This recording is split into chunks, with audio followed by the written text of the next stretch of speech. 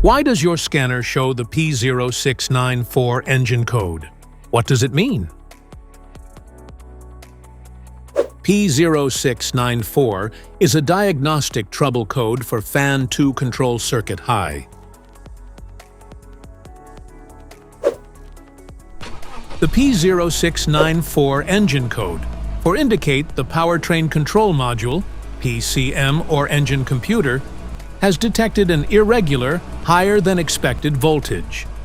Under this circumstance, short-distance driving is permitted, but your vehicle should be repaired as soon as possible.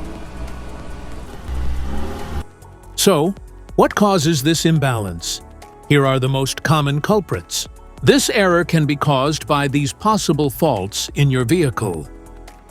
Faulty cooling fan relay, damaged wiring or connectors, defective cooling fan motor, faulty fan control module, blown fuse or bad ground connection. Each DTC code corresponds to a specific issue in your vehicle.